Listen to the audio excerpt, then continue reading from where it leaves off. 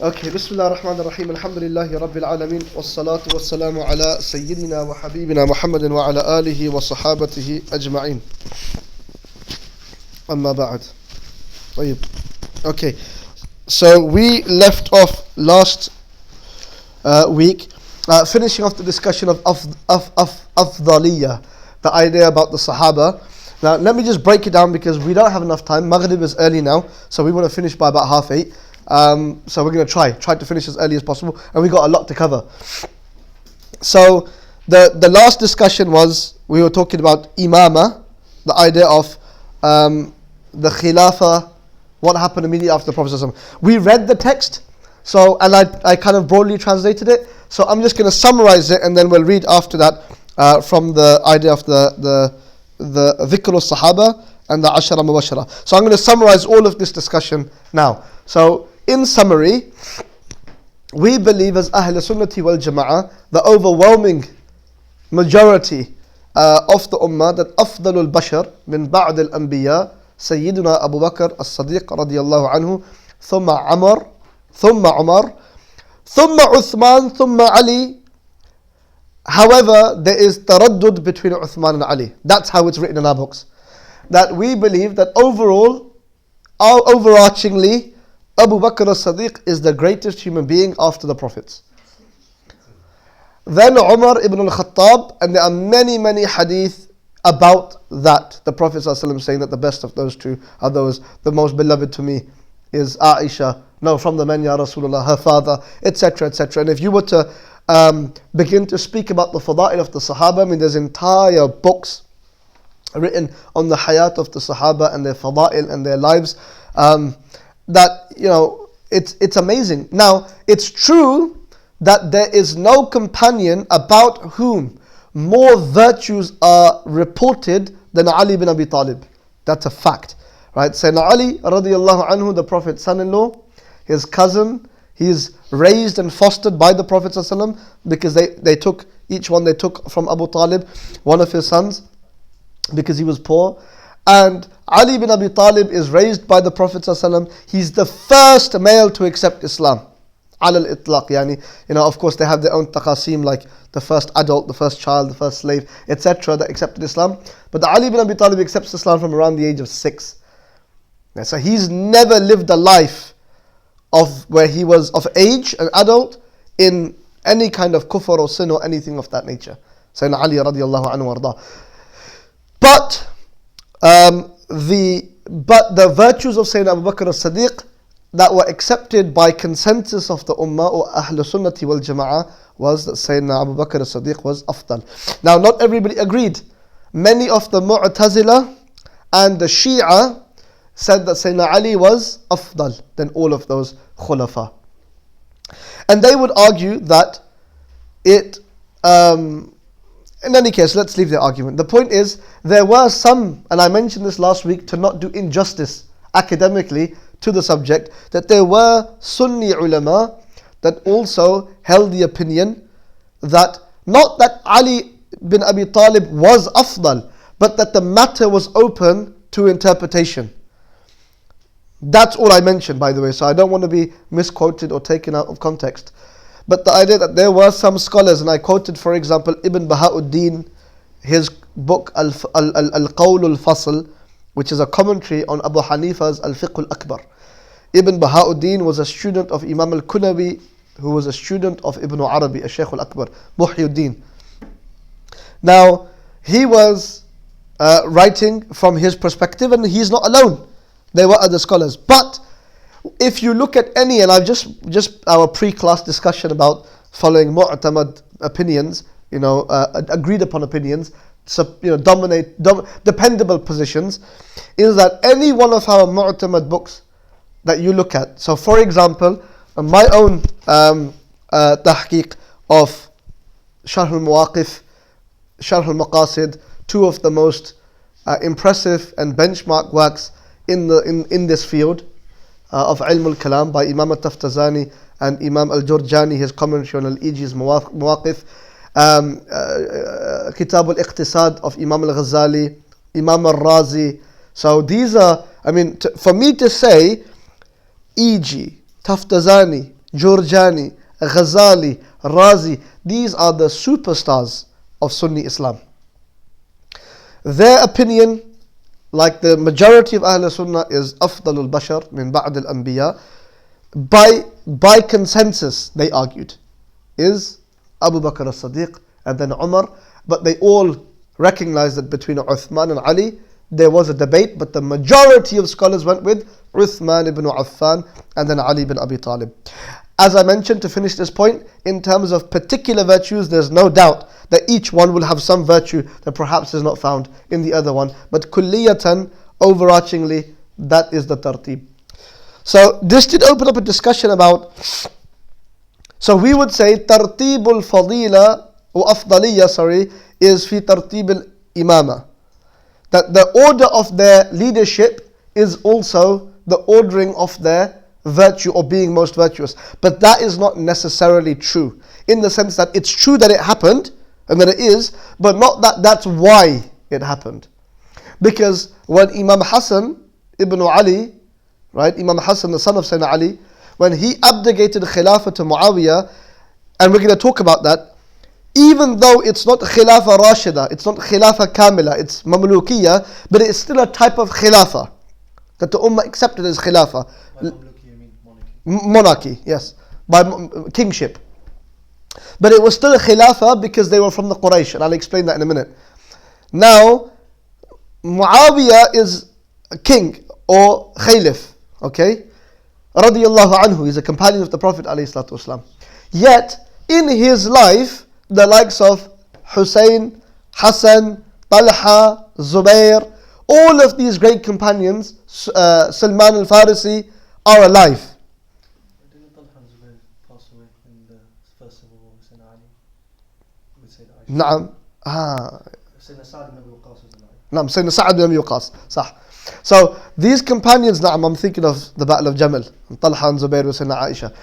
Naam. So but these fudala, these virtuous companions are alive in the time.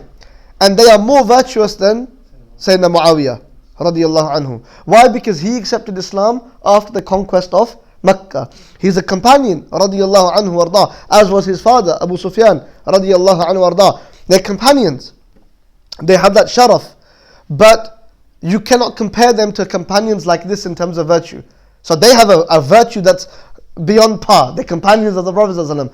But amongst the companions, this is important for us. Why is this important? Why am I making mention of this? Because the Shia, they would say that Ali was the most virtuous of the companions, and therefore he had right to Khilafah before Abu Bakr and Umar and Uthman.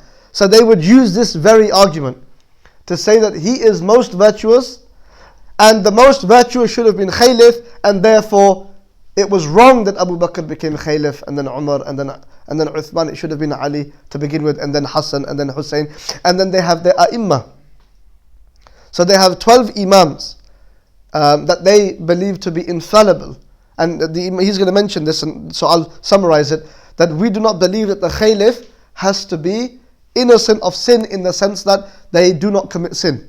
No, it's perfectly plausible that they could commit sin. Isma, the idea of being preserved from sin, is only for the prophets, alayhimus salam, because they are giving you revelation. They are your direct instructors of revelation. So they would say that the A'imma, so they would say Sayyidina Ali bin Abi Talib, Sayyidina Hassan al-Mujtaba, Sayyidina Hussein, then Imam Hussein's son, Sayyidina Ali Zayn al-Abidin, who's known as Zayn al-Abidin, the beauty of the worshippers, radiyallahu anhu arda. Then his son was Muhammad al-Baqir, and then his son was Ja'far al-Sadiq, Imam. He's an Imam that's so unique because in him is the blood of Abu Bakr as-Siddiq and the blood of Sayyidina Ali. Because on his father's side, his lineage goes back to Sayyidina Ali, and on his mother's side, it goes back to Sayyidina Abu Bakr from his second wife. So Imam as-Sadiq alayhi salam is very unique because all of the fiqh and entire system, as they would claim it to be, for the Shia, the Rawafid, was taken from, and I don't want to conflate Rawafid and Shia, by the way, because there's different types of Shia, so I'm not going to categorize them all entirely, but for the Shia in general, they take their entire deen from Imam al-Sadiq. And Imam al-Sadiq was a great Imam, but he was Siddiqi as well as being Alawi. So which is quite amazing to look at that. So you had Imam Ja'far al-Sadiq, then you had his son Musa al-Kadhim, then you had his son Ali al-Rida, then you had his son Muhammad al-Taqi, and then you had his son Ali al-Naqi, and then you had his son Hassan al-Askari, right? Radiyallahu anhum ajma'in. And the last one is Muhammad ibn Abdullah al-Mahdi, whom they believe, albeit is alive, they would say, but not apparent. So he's muntadhir. We say he's muntadhir too, but because the Prophet told us, we're waiting for him. But they say he's muntadhir in that he's awaited because he's alive and he's in a cave, and that he's going to reappear. And they all have their different theories about that. Did he take the Quran with him? Did he take the verses about Sayyidina Ali's Khilafah? That's a whole debate. We do not believe that. So these A'imma, every single one of those 12 Imams that I mentioned are our Imams. We love them, alayhimus salam. But we do not consider them to be free of sin. Not to say that they did sin, wallahu a'lam, but that it's not that they are divinely protected, as is the opinion of the Shia. And they have their own discussions, but that's an entirely different subject. And we do not believe Imam Mahdi has been alive. I mean, whether he's alive now, we don't know. But the idea that he will be born and in his lifetime, that he will, you could say, resurrect the Khilafah in its true form in his time. Yep. Sorry, why is the Khilafah of Hazrat Hassan, did you say, or Hussein? Imam Hassan. As a Muqayyad. No, after him, he abdicated the throne. He gave it away to Imam, to Sayyidina Muawiyah. The reason why it's called kingship primarily is because the hadith of the Prophet ﷺ said that the Khilafah Rashida, the rightly guided Khilafah that will be guided by God, is 30 years. And those 30 years, I think it was 2 years of Sayyidina Abu Bakr as-Siddiq, 10 years of Sayyidina Umar, 12 years of Sayyidina Uthman, and I think 8 years or 5 years of Sayyidina Ali, and then there was some months left, about 5 or 6 months or maybe more, where Sayyidina Hassan was, and then I think it was a week or 2 weeks later, over that period, then he abdicated. So after that, the 30 years finished. Then the Prophet said there'll be 30 years of Khilafah, after that it'll be muluk, it'll be kingship. And in some reports he used very harsh words, he used the words that it'll be tyrannical, because the Banu Umayyah were actually quite a tyrannical, in fact they were a very tyrannical dynasty. They were tyrants, so we would exclude Amir Muawiyah from that because he is a companion of the Prophet ﷺ. Albeit we do not say that he was correct in his going against Imam Ali and Imam Hassan. No, we recognize that he was at fault, albeit that he thought he was doing the right thing and he had good intentions, but the outcome was wrong. So his ijtihad was wrong.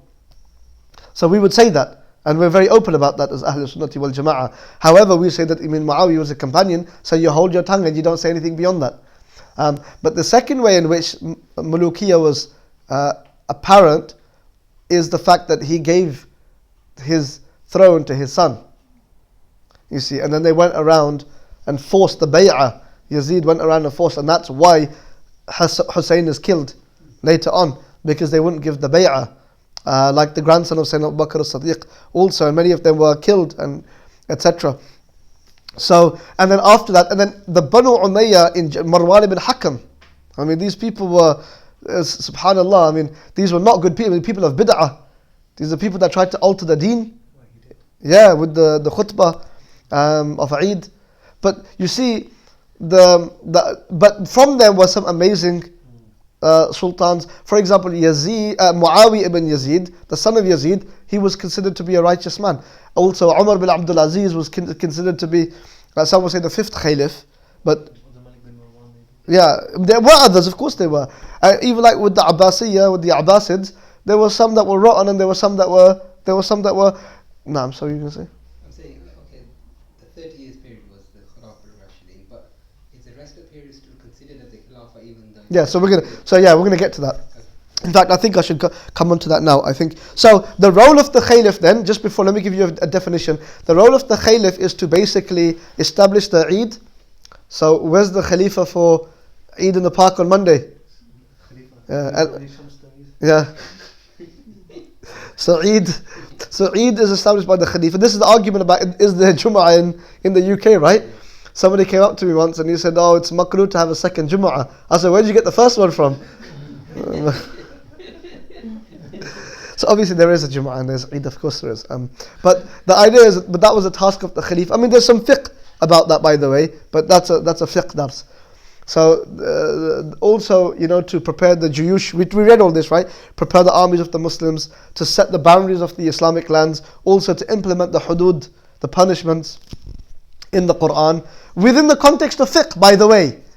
So that doesn't mean some people, subhanallah, when the Khilafah, ad-Dawlatul Islamiyya was set up by ISIS, they brought back slavery, they took back the concept of concubines, and it's just madness, they crucified people in the streets. And you see, the thing is this is a strange, this is people that because they had no ilm.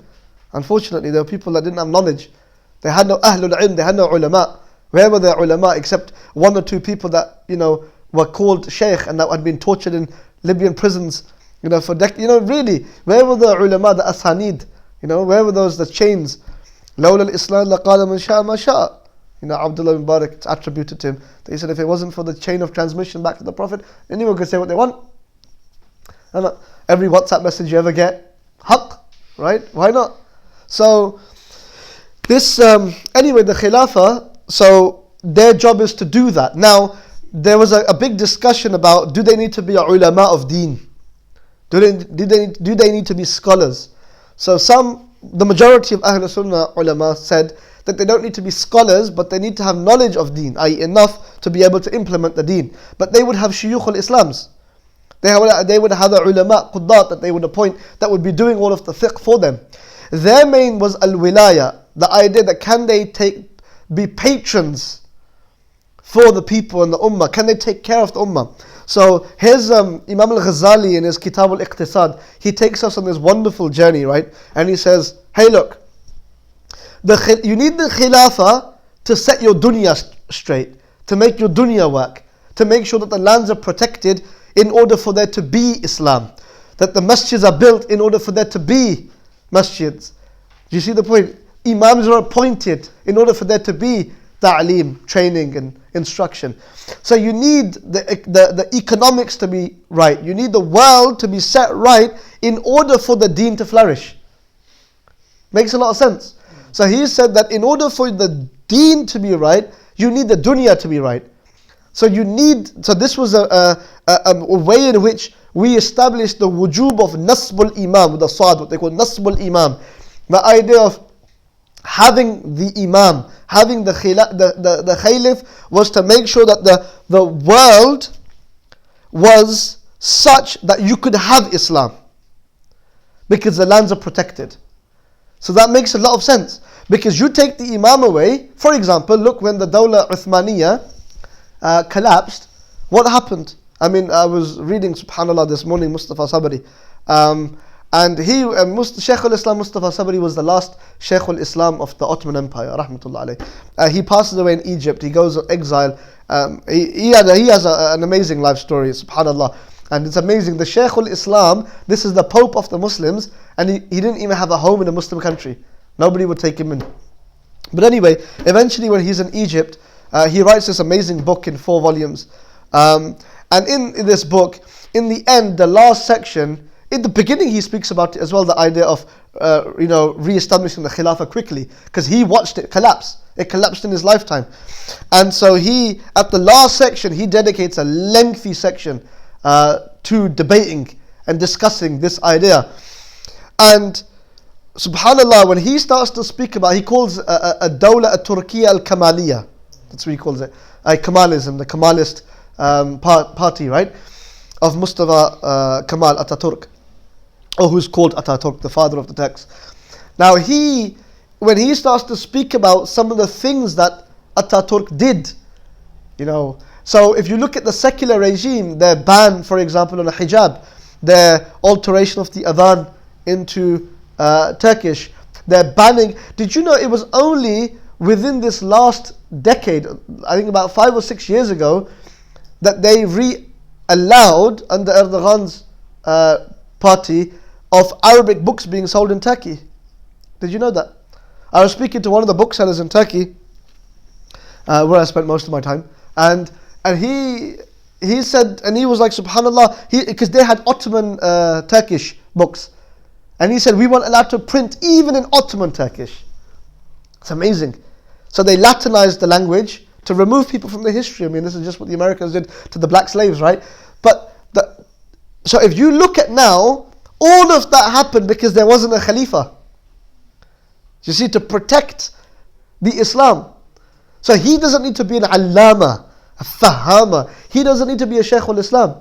But he needs to be someone that can enable the Shaykh al-Islam to do his job and for Islam to flourish. You understand? So we've seen in us here, we've seen what could happen when you don't have a Khilafah. We are the product. Yeah, we are the products of it. You see the problem? It's unprecedented. Because the dual from before, whether they were corrupt, ugly, they were nevertheless Muslim, dual, nations or states or whatever you want to call them, a type of Khilafah, and I'm going to talk about that in a minute. They were a type of Khilafah. They weren't a Kamil Khilafah, but they were a type of Khilafah that facilitated for Islam to exist. When that goes, this is what happens. I mean, look at Kashmir today. You're literally at the mercy of other people that are not holding your religious interests as their interests. Or even your secular interests at times. So, I agree 100% with our Ahl Sunnati wal Jama'ah Imams, because there were groups, not from Sunni, they were not Sunnis, that didn't believe you needed a Caliph, that you needed some kind of Imam, no. But the Mu'tazila, the Sunnis, generally everybody accepted that you need to have the Khilafah. The Shia had a different view of that, but there had to be a type of Khilafah. So that's broadly. Now the discussion about, it's a condition from the conditions of Khilafah that they are from Quraysh. So you see there's lots of discussions of trying to link the Ottomans to some Qurayshi heritage. Very difficult for that to be achieved. I mean,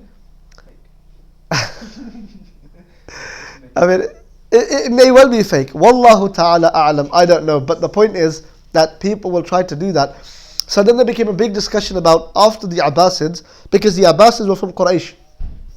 The Banu Umayyah. So what does it mean Quraysh? Some people said Quraysh is literally the family of the Prophet. Banu Hashim. Directly the lineage of the children of Ali. Right? The children of Ali bin Abi Talib. But this is not the case. Quraysh are the children of Nadr bin Kinana. That's really where the Quraysh family begins. From the ancestors of the Prophet ﷺ.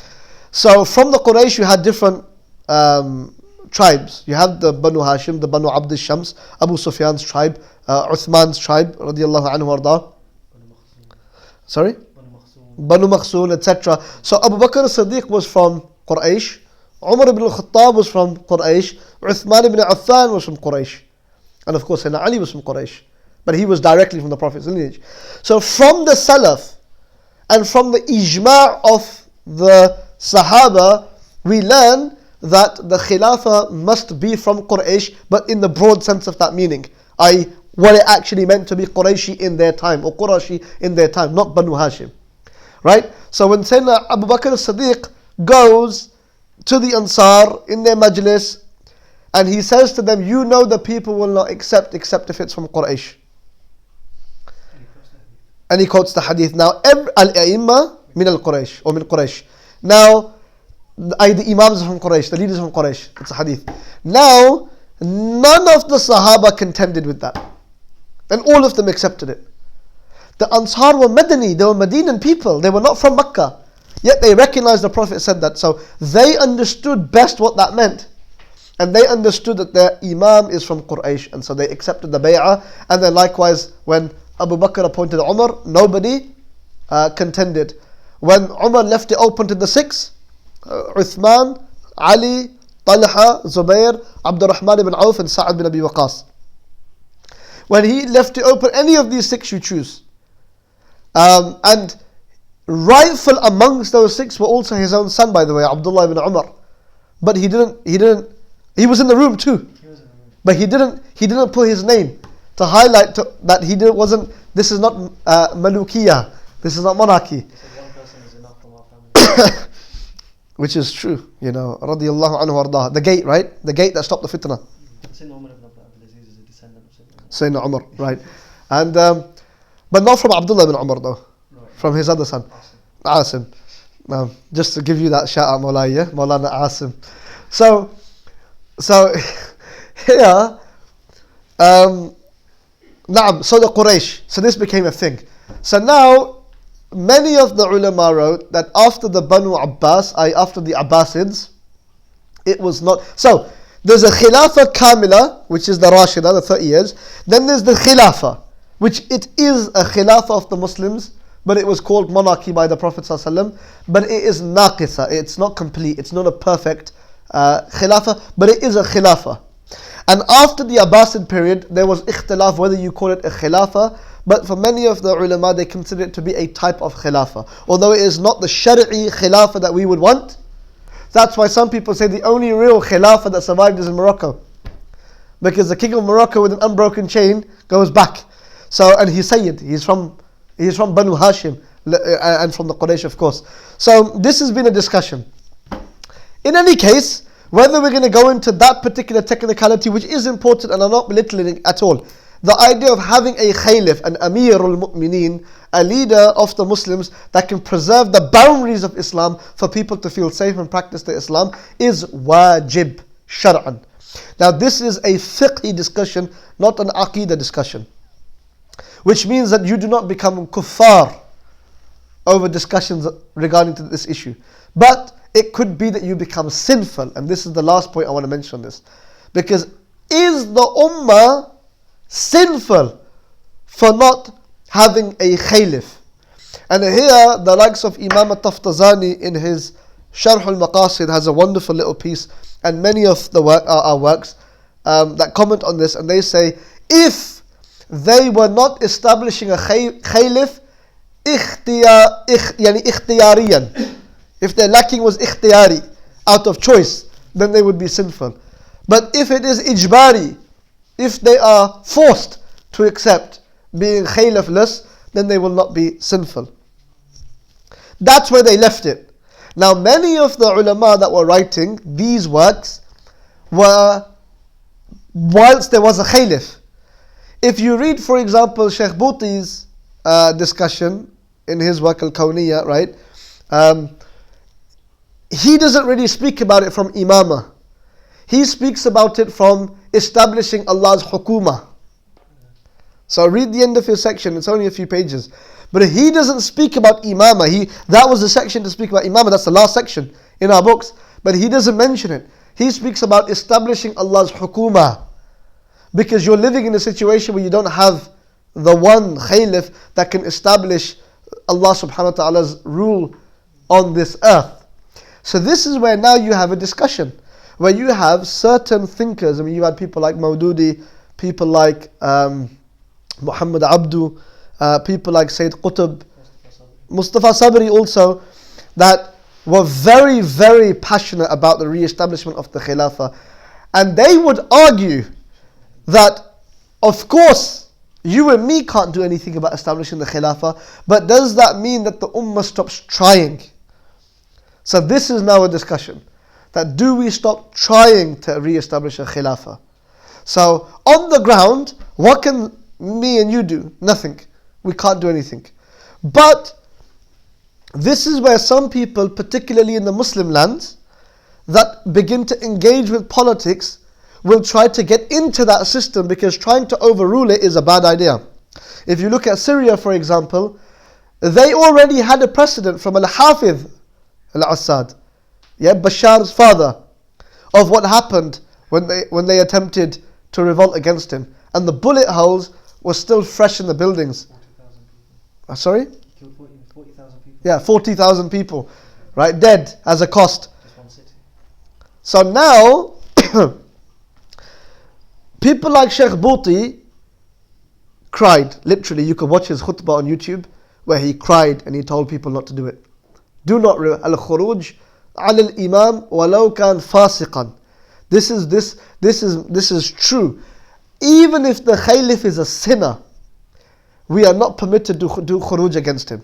The only Imam from the A'immatul Arba'ah that held the opinion that it was jaiz to go, from the 4 Imams of Abu Hanifa, Imam Shafi'i, Ahmad and Malik, that said that you can go against the Imam, was Imam al-Shafi'i.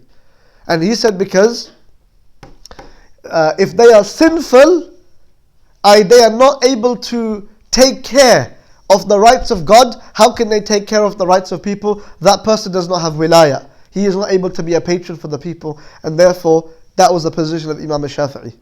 Imam Hanifa is very lenient on that. No, but he still says if he is a fasiq, you cannot have khuruj against him. If he enacts laws, kufr laws. Kufr laws, that's a different one. And so we're going to get there, yes, because he supported 3 of them.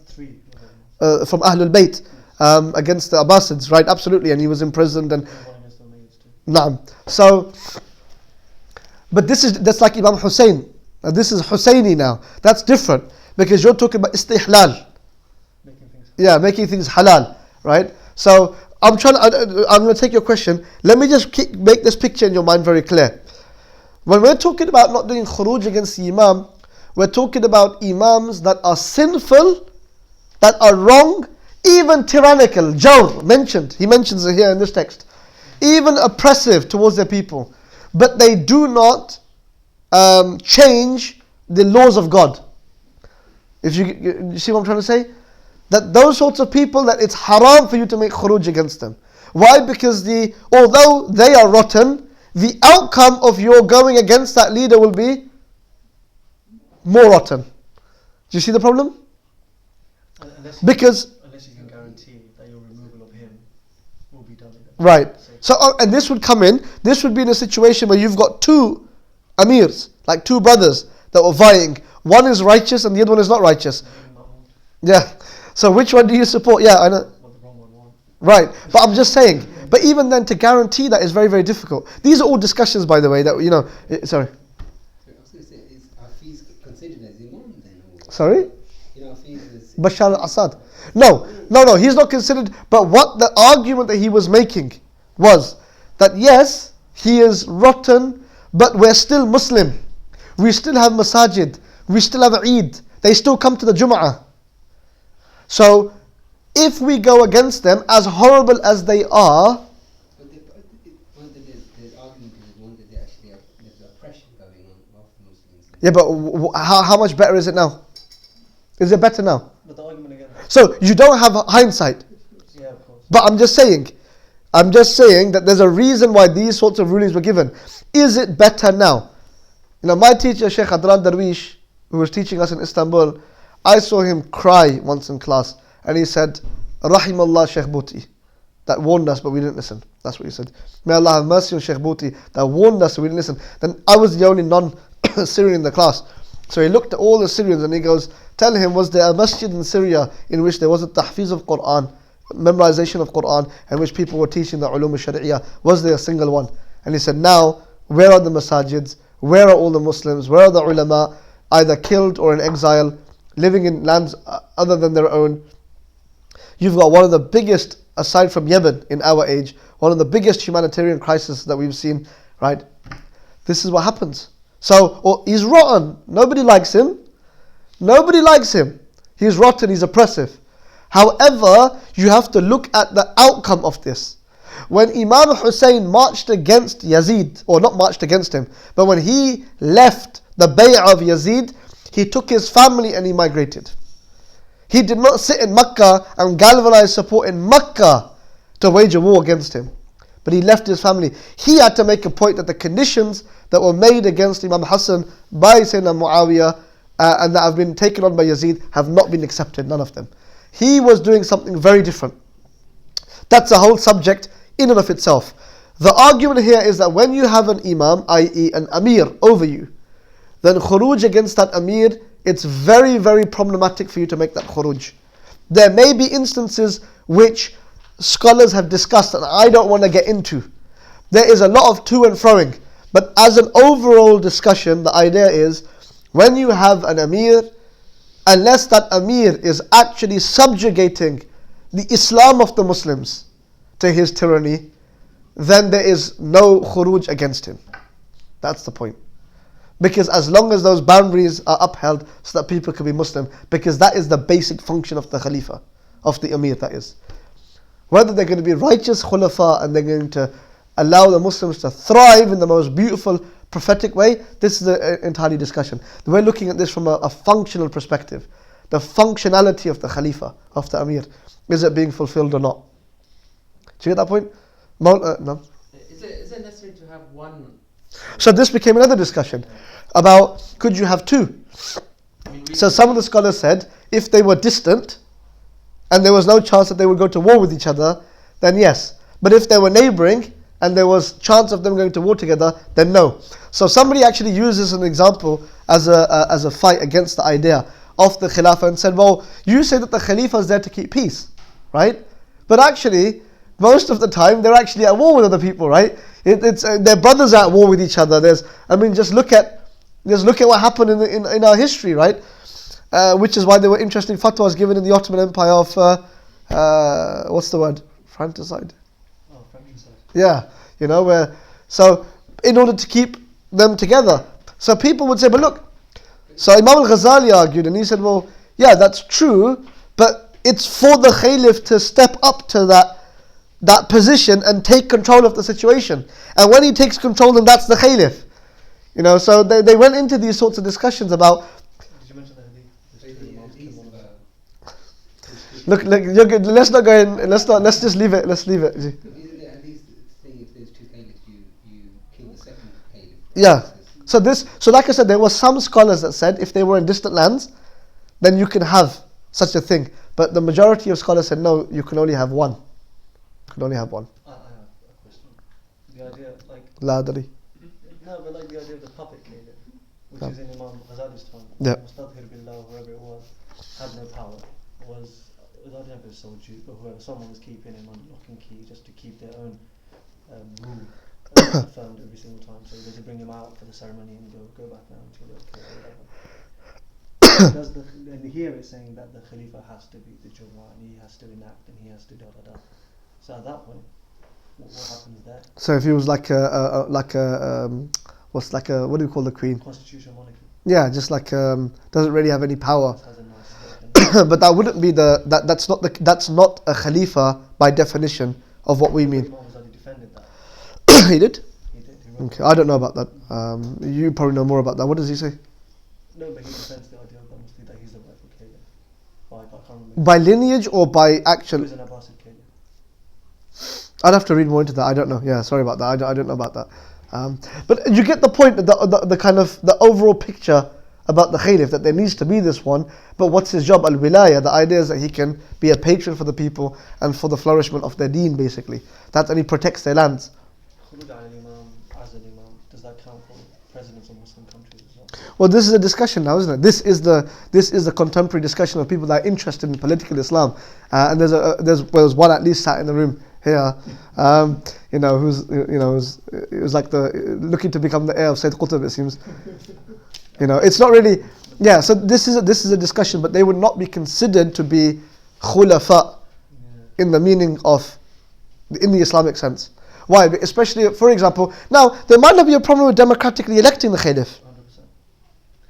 I mean, that's just a process of election, to an extent. But then you've got to understand that, is he really a Caliph when every policy that's got to be has to go through a process, So, I mean, you can say that these are shadows.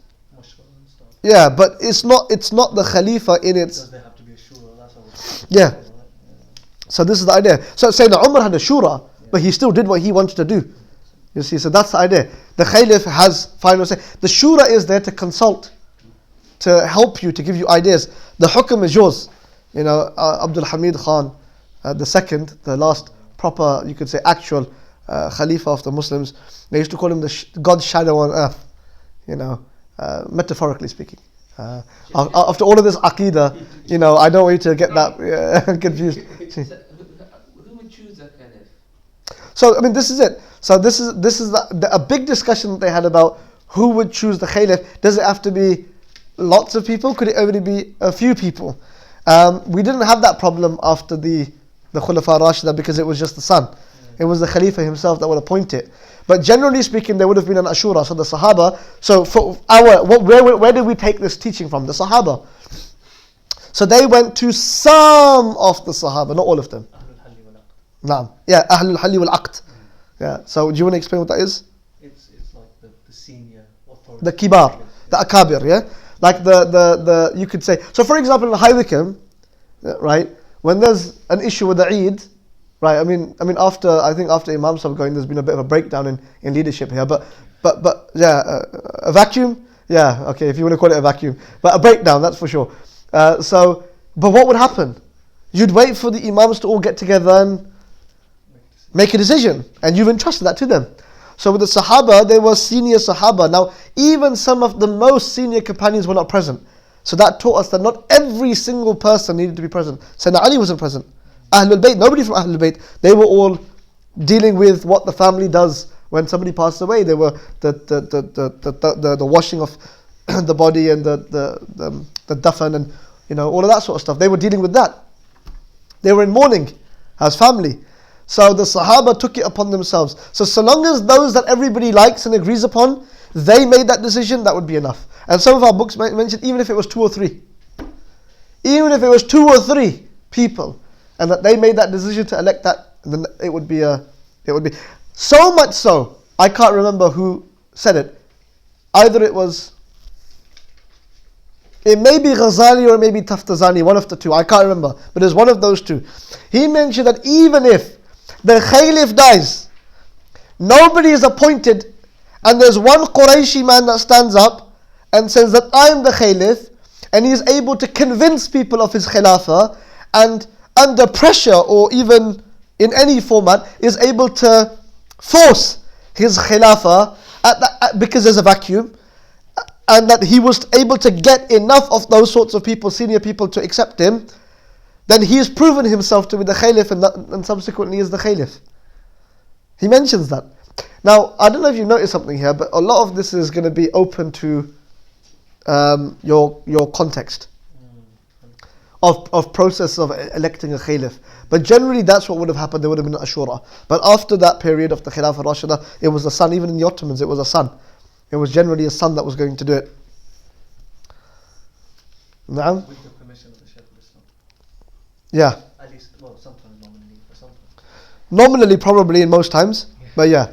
But they would, especially the Ottomans, they would always have the Mevlevi Jalabi, who's like the Pir Tariqat, basically, of the Rumi's Tariqah, what they call a Jalabi, and they would have the Shaykh al-Islam. They would have multiple Shaykh al-Islams, but one main Shaykh al-Islam, that would be basically that he's the head of all of the.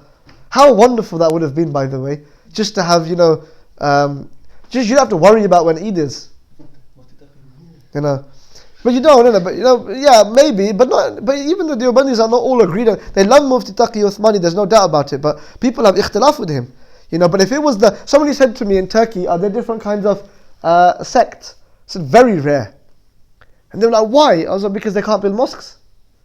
That's why. So all of the mosques are under the government. They don't. They have a few individuals, like they have a madrasa that they've done themselves, and they have certain times in Fatih Mosque that they'll sit and they'll read. I asked them, and the guy go, who's your extreme guys? And they go, those Naqshbandis. No, you're probably better secular guy. The Naqshbandis keep telling me to wear an imam and grow a beard. Look, they're like your. That's the worst thing. That's epic. So the mosques. So the mosques are under the government, and the imams are appointed in the sense that they have a process. So they have to have a certain type of education in order to become an imam. Yeah, either they go through Imam Khatib schools or they get the equivalent qualifications that's recognized by the government. So all of the imam, that's why when you go to a mosque, exactly the same practices in this mosque you will find in that mosque. It's exactly the same. So that's a way of keeping the peace. I totally agree with stuff like that. I totally agree with. Now some people say, but you lose the creativity. Yeah, so some people say you lose the creativity. But with creativity, it's wonderful if people are mature enough to be able to deal with that. Then it becomes like government enforced religion. It can be, yeah. It can be. Like, for example, in the Hijaz in Saudi Arabia. Yeah. Where the khutbahs they are dictated to you by the government, you know. Anyway, look, we're going to go off. That's going to go in a whole different discussion about governments and most of that's opinion. So even about the Khilafah, do you understand? So let me just quickly summarize this. The idea is there was a Khilafah Kamila, which is the Rashidin. Then there's a Khilafah, which is Naqisa, it's not Kamila. But it was a Khilafah because they were from Quraysh, which pretty much finishes at the Abbasid period, except trickles. You could say the Ayyubids. There's a claim that the Ayyubids find their lineage back up to the Quraysh. They always link back to the Abbas. Yeah, of course. Also, you'd say that there's like for example the Fatimids. You know, they would argue. I'm saying you could say there's arguments. You could say, like I said, some of the African dynasties that existed would argue the branches off in Mawra al-Nahr from the Abbasids that broke off in the time of Imam Maturidi, for example. You can argue, so some people could argue it. But generally we would say, even though they're not from Quraysh, it's a type of Khilafah, even though it's not a Shar'i Khilafah as we understand it. But it was a type of Hukuma, as long as that they were Muslim and they were allowing Islam and they were governing by the book of Allah subhanahu wa ta'ala. Okay, even if that Imam was not living by it himself, because he was a fasiq. See? So you mentioned that we don't do khuruj against the Imam, the current Imam.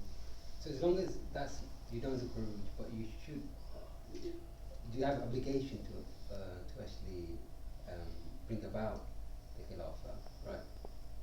What do you mean? What I'm seeing as For like today? Yeah, today. So that's where organizations like Hizb ut-Tahrir and others would argue that you have to be active in trying to re-establish the Khilafah, whereas many of the scholars would say, practically speaking, that's never going to happen in the UK, is it? No, So you see what I'm trying to say? Like if you, so in let's say Pakistan, you got Jamaat Islami. For example, the entire motto of Jamaat Islami. But what they all are agreeing upon is that the process is going to be democratic because that's the system, that's the paradigm that you're working in now. Yeah? You know, like your scientific paradigm is evolution, albeit that you don't believe it personally. That sort of thing. Methodologically, the paradigm that's working politically now is that you have to become elected democratically. If you are to become elected democratically and you are in power, that is the system. What changes can you make? If you have enough of a majority, you can actually affect the constitution. Now, what I'm trying to say to you is these sorts of organizations, whether they are Ikhwan al-Muslimin in Egypt, or they're Jamaat Islami in Pakistan, they're the most extreme versions, as extreme as you can become in trying to work within the system to re-establish Islamic rule. A more watered down version of that, you could say, is the AKP party of Turkey, which is saying that we don't actually want any type of Khilafah, we're just a democratic party, but we're an Islamic party. Now, you've got to understand other things as well. Yeah. I think that some people argue that you don't work under a democratic system. You actually, Why? from the beginning, you actually try and change the system itself. How is that going to happen? By for example, How's that Maturidi? That's a practical question. By, for example, educating people, Muslims, that if there's an... Are you talking about Pakistan or here? No, Pakistan. No. Okay. Any majority Muslim country. But So what do you think the people? So okay, you got a parliament, you've got politicians, you've got democracy, you've got prime minister, president, whatever. So you're going to educate the people to do what? To revolt. To reject the system peacefully. This is How do you do that? What's the practical way of doing that? basically, if you don't participate in the democratic process. So then how do you bring a change? Enough people don't participate, then it becomes legitimate, right? Yeah, so there's some people make this argument that you don't engage. But pacifism doesn't achieve anything. I'm not saying don't engage. I'm saying Okay, so they don't engage in the process. Okay, right. So okay, they don't. So then what do they do? So let's say 3/4 of the country don't vote. What does that mean now? What's going to happen? There has to be enough to To do what? balance, right? Then what do they do? We don't want to. Huh? Then what do they do? Do they revolt? No, if Overthrow the army? No, everybody needs to be educated. Even the army. So okay, let's say that they're all educated. You've got half the country is sat there saying, we believe in Khilafah and we will not vote. What are they supposed to do? What do you mean? What they're supposed to do? What do they do? What's the practical advice? Or how do they make a change?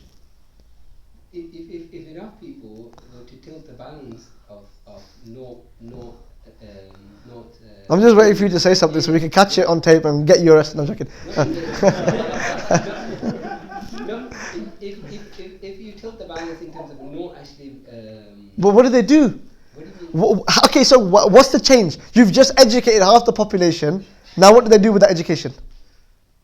The education is about to bring back the Khilafah, right? How? Now this is what I'm trying to get at. Okay, So now you're getting to. Okay, so if you have say. So are they going to walk in one day? So are they? So Amir. Okay, so Abu Bakr al-Baghdadi stands up, and he says, gives a khutbah. Right, don't say that. Why? What's the difference? There's no difference, by the way. Said, There's no difference. Because if any group in the 21st century knew how to do PR, it was ISIS. They made videos that had non-Muslims like, I need a Shahada banner. That's a loaded, right? What I'm saying is, I'm saying to you, hear me out, right? And I think Maulana probably will have better views on this than me because this is like his field. He's the go-to person, right? But what I'm trying to say, not for the Khilafah, don't go to for the Khilafah, just go to for the information. And, Mullah Ustaad, Ana Amir al-Mu'mineen. Give it bay'ah. No, so what I'm trying to say is, what is the way that you can practically, wisely bring about change to bring Allah's hukumah on earth? Now, you've got no... Look, communism had the likes of Russia, and we're talking big Germany, big powers. No, that was democratic. East Germany. Where are they? What happened to that? What happened to those big ideologies that were differing with the ideologies that are alive today? They were unable to stand to them. What I'm saying is, what you're arguing for is, although dreamy and for many people nostalgic and may seem quite pretty, actually has no practical way of achievement and has very ugly consequences. Because you cannot make a change stepping away from the system. Unless you're going to revolt. If you're going to revolt, you're asking half the population to go against the army, to go against the government. In our day, you're talking about atomic powers. Take Pakistan, for example. So what about you had on your side then, right? Yeah, but this is never going to happen. Because I don't see why. okay, fine. So let's say, hypothetically speaking, yeah, General Zia, but even that, he was not. Yeah, so. Anyway, this is a whole separate discussion. I think what I'm trying to say is, in our age, the only way... Look, the greatest political ulama, the ulama that knew siyasa, were people like from Jamaat Islami, people like Mullah Maududi, people like Mullah Israr Ahmad. Right, exactly, right? So these sorts of people... Now you have to, if you're going to figure... You have to look through their lens, what they were arguing for. Yeah, you have to. Maududi sort of boycotted for a while, but nothing happened. No. So then he realised, okay. Yeah. So, for example, the recent marches in Pakistan that happened with all the kind of scholars coming out. Well, it was a few nights in prison and everybody's written apologies on YouTube. Yeah, just apologize. Why are you apologizing for now? Like, you did all of that. Like, you shut the roads up. I was in Pakistan and we were coming back from Bangla and the road is blocked and I've got kids in the car. And I say to the guy, I said to him, "You've just blocked the road to Mangla Hospital, for goodness sake. Open the door, I need to get back to Mirpur." And he was like, I was at the front, so we had just got there when they put the stones in the road. And I goes, "Move the stones, I got babies in the car, you can see that, let us get through." And he goes, "No." And I goes, "Why are you doing this?" And he starts saying, "Aapne khatam nubuwwat ke liye kya kiya?" And he just went on his whole, the same thing that they've been learning. And I should have picked up on the signs, because the Friday sermon before that was this message. So they had already pumped out the message and got people prepared for it. So you did all of that, they blocked off the roads, we know it took us maybe 6 hours to get home that evening. It's very dangerous. You got babies in the car. We had to go through a very, very interesting route to get into Mirpur, which we were lucky that it usually is flooded with water. So it didn't have the water, so we got through. But you're stuck. Anybody can just come up to it's not the safest country. So all of that, and in the end, what happened? You spent a few nights in prison, you came out and you're apologizing, and you forgot that it ever happened. You can't fight against the system like that. It's not intelligent to do that. It's not intelligent. So you look at the great imams that went into this, recognize the fact that you have to work with the system and try to bring about as much. Look what Erdogan has done for Turkey and the Turkish Muslims by being a part of the system. He could never have done that by shouting on the street, waving a flag. It makes you feel good. Jordan Peterson, I like one of the things that he said about, one of the ways that people push away guilt from their inabilities of life is by joining some kind of social activism, and they shout for a little while, makes them feel good, and that removes the guilt from why their house is in a mess, basically, you know. And that's, I think there's that with Isn't it reverse as well? People who actually say we can't do anything, we just sit down. And no one's saying don't do anything. no. People say no. I'm not talking about you. I'm talking about some people say that we are helpless. We can't do anything as well. No, this is not what anybody's saying. This is where I know. There are maybe some people out there, you know, some kind of, you know, or Russell Brand Muslims. But then he starts But this is what I'm trying to say. You know, Islam has the mechanism to develop its practical fiqh on the ground. It just needs a ulama with the right insight to be able to do that, and to not work off stories from the past. Do you see what I mean? Like, I don't like, you know, Khalid ibn Walid and, you know, Sa'ad bin Abi Waqqas and Nasheed in the background, and this is atif, it's emotion. It's emotion. It's not using your mind and your aql. It's grassroots activism. You have to go and do khidmah of deen on the ground. You have to, and something that a wise man said to me that, you know, I really liked about working in communities, he said you have to recognize your limitations. And I think that's very, because that requires humility, to realize that actually you can't do everything. You must do whatever you can within the limitations that you recognize that you have. And I think anyway, we've gone way off. Let me just finish this, because we're supposed to finish the book today. We could come back onto it. It's a wonderful discussion, and it's been very lengthy. This one mustn't go out on just YouTube, it seems, right? I'm joking. What I mean by that is that, you know, sometimes these discussions they're not easy, and people are very sensitive about this. If you say one thing on that side, somebody will call you a kafir for it. Really, if you say something on that side, and you know, يعني أنت تريد أن تحكم بغير حكم الله. You know, you want to judge by other judgment. Nobody wants to judge by the judgment of other than God. You know, but where is it? Because you all migrated to Saudi Arabia and then you came back. Do you know what I mean? Like, you've got to understand the world that Allah has placed you in. Understand it, and that never means that we give up.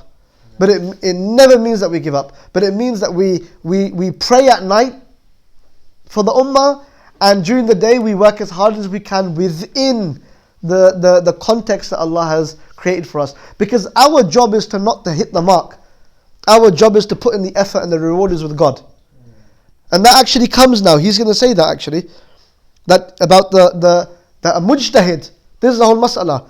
That a mujtahid that does ijtihad, an imam that gives a fatwa based upon his own reasoning and understanding, even if the outcome was wrong, he is rewarded if he was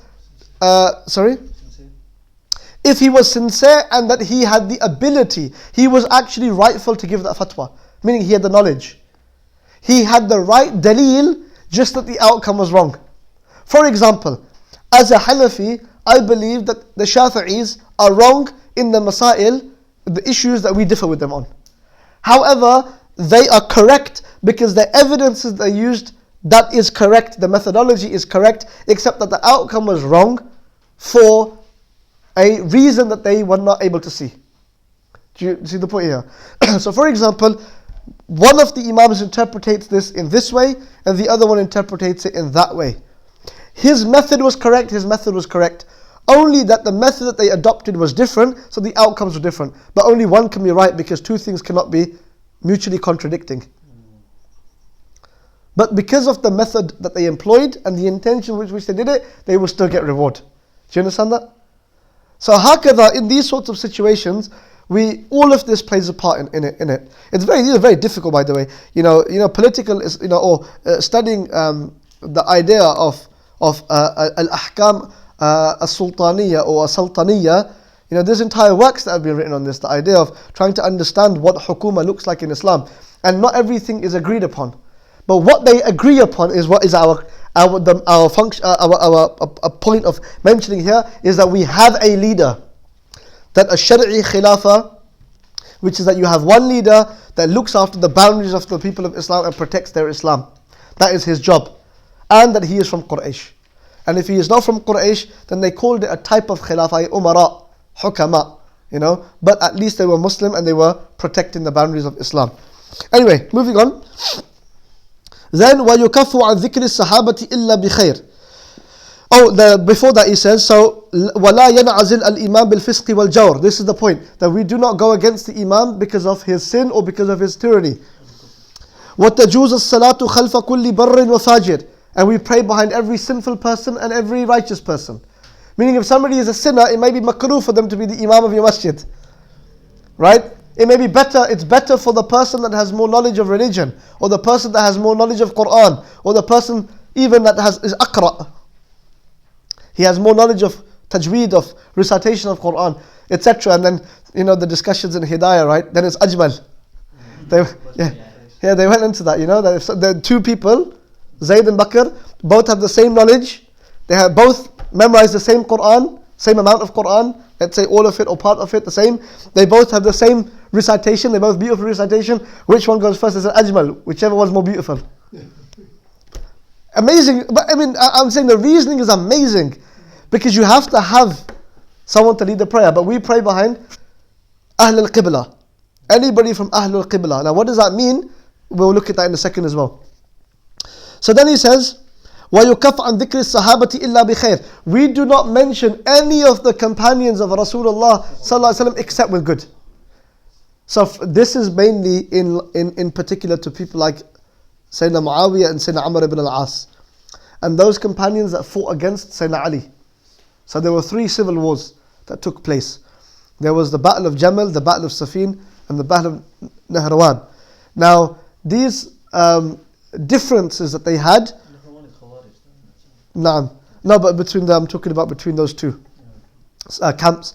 Now, we believe as Ahl Sunnah wal Jama'ah that Hazrat Muawiyah radiyallahu anhu arda, his intentions for battling against Ali bin Abi Talib were not for power, not for dynasty, but that his intentions were qisas, that the murderers of Uthman, the 3rd Caliph, was his cousin. You mustn't forget.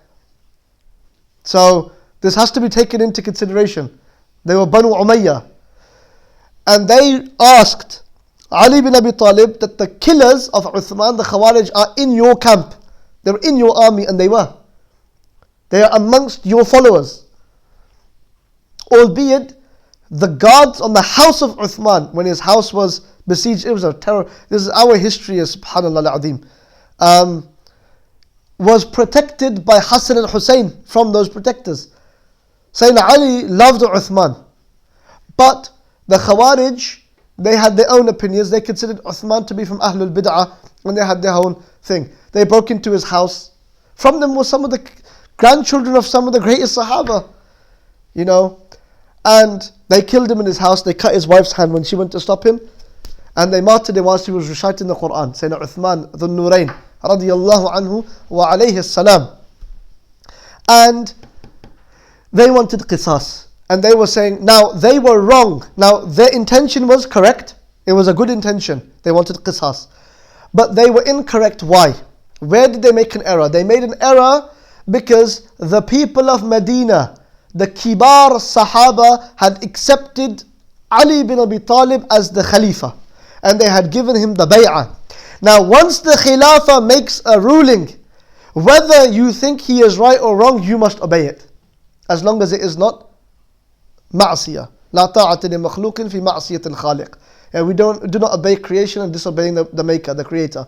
However, Sayyidina Ali said to them, I will find those killers, but right now we are in turmoil. The ummah is falling into dismay and they are becoming fractioned.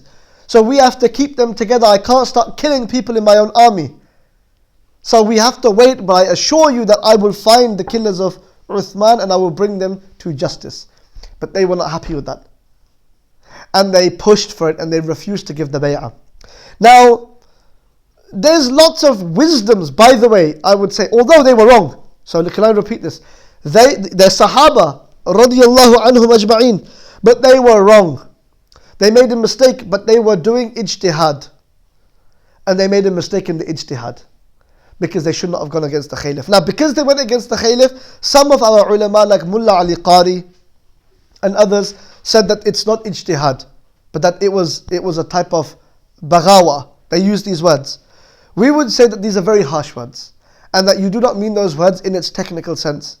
But you mean those words to say that they shouldn't have gone against the Caliph, that it was strongly prohibited for them to do that, but they had good intentions, they were making ijtihad, and the mujtahid, even when he is wrong, is given a reward, the Prophet said, sallallahu alaihi wasallam. So that is how we view this. So because they are companions, even if they made a mistake, we hold our tongues, and we do not say any word of contempt regarding them. You have people today that will curse Amir Muawiyah, and they will call themselves Sunni. You have people that say, we don't curse him. They'll say, Hazrat Muawiyah radiyallahu anhu warda, and then they will start to attack him. Now you have to understand that you don't have to agree with his system of governance, or his views on Sayyidina Ali, or what happened. You don't have to agree. By the way, it's no hidden truth that they did not get on. That there was a battle, there was a feud. But to say that, to make all of these horrible claims against Muawiyah based upon things that may have been written in history is very dangerous. Because I can quote to you Tabari. Tabari says things about Sayyidina Umar burning the door of Fatima. Which Sunni Muslim believes that? No one. History books, I remember when I saw a Durr al-Manthur translated into Urdu, I was shocked. MashaAllah, amazing work, and for academia, good. But I just hope that the general Muslims don't start using this in their daily practices. Because Imam Suyuti was the great Imam, right? And his tafsir, Durr al-Manthur, amazing commentary on the Quran.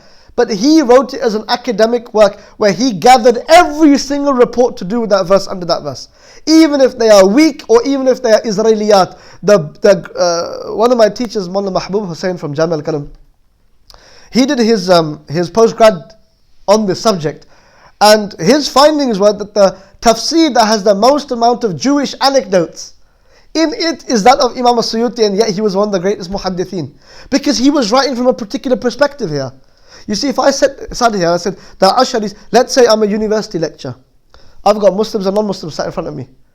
So, for example, my professor at university, when we were doing the Kalam module, Ayman Shahade from SOAS, he wasn't speaking from a subjective Muslim.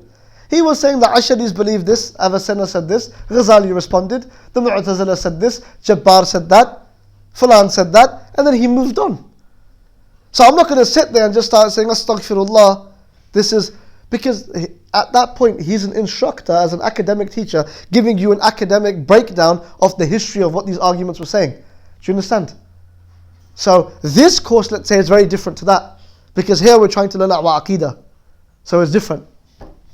So looking at these sorts of things, so history books were gathering these reports. They weren't teaching you about absolute fact of what happened.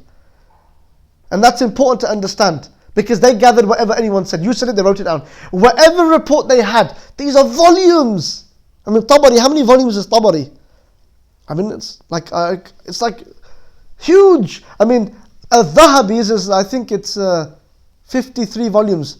I think the one, 53 volumes. Sheikh Pirzada's in Jamia al-Karam library. I wish if I could buy, if any of you ever want to buy me a gift, really, yeah, then please get me Imam al-Dhahabi's Tariq al-Islam it's called. You can find it online, I'm pretty sure you can. So this 50 took up 3 shelves. What a beauty. That was one of his books that he wrote, by the way. Imam Dhahabi rahmatullah alayh. Yeah. You know what Dhahabi means? What does Dhahabi mean? Goldie. Yeah. That's literally what it means. And he was a man of gold. Radiyallahu anhu arda. And so that's one of it. 53 volumes. And by the way, there's no like typewriters or anything like that at that time. I mean, I say typewriters, but you know what I mean. I'm talking about an Apple. But it was all handwritten. You know, subhanallah, 53 volumes. So, do you think all of that is going to be absolutely authentic? No, of course. It's going to be, no, he was a muhaddith. Imam Dhahabi was a great muhaddith, a great hadith scholar. But, so now, lots of things may be mentioned about Muawiyah, but we don't know any of them for certain. Do you know what we do know for certain? Is that he was a companion of the Prophet ﷺ. That's what we know for certain. And so we hold our tongues and we say nothing wrong about him. And we believe that the Prophet ﷺ said that all of my companions are like the stars. Any of them you follow, you would be guided. And that we know that it's not a hadith from the Prophet ﷺ, but we know that the Prophet's companions are udul. All of them are upright. Okay? Upright meaning that they all have the best of intentions. Okay, that's that. So, There's also hadith about Prophet making the walk as well. there's lots. I mean, see, the thing is there's lots of hadith about him, like because he wrote Revelation. He was Katib al-Wahi. The Prophet ﷺ did pray for him that Allah gives him hidayah, makes him Mahdi, etc. Some scholars would say that they are not sahih. They are not authentic reports. But you have people like al-Farhari. He wrote a famous commentary on the Sharh al-Aqaid. This matn that you're studying, a famous commentary on it is by Imam Taftazani, which they call Sharh al-Aqaid and Nasafi.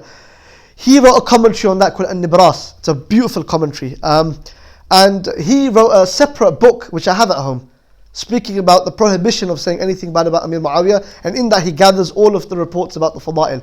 But other other hadith scholars would say that they are not authentic. Regardless, like I said, I say what Imam Nasafi, what Imam al-Nisa'i said. Imam Nisa'i was a lover of Ahlul Bayt and he was killed for it. Because people misunderstood what he said. Because he went into Damascus and he saw that everyone's praising Muawiyah and no one's praising Ali. Because, like what happens, you imagine you got a big sheikh and the murids and the sheikh doesn't like another sheikh. What happens with all the followers of the sheikh? They start hating the sheikh and they have all these, because it's nafs, isn't it? So from the Banu Umayyah, there was so much extreme hate for Ahlul Bayt, for Sayyidina Ali. They used to curse Ali from the mimbars. Did you know that? In the mosques of Damascus, they used to curse Sayyidina Ali, the son-in-law of the Prophet. The one that the Prophet ﷺ said, Man kuntu mawlaw fa aliyun mawla. And in a riwayah, Hada aliyun mawla. Irrelevant. The hadith is mutawatir. An infallible report. The Prophet said, anyone for whom I am his master, Ali is his master. Radiyallahu anhu warda. They were cursing him. Until Sayyidina Umar bin Abdul Aziz, when he came to power, he then abolished this ill practice.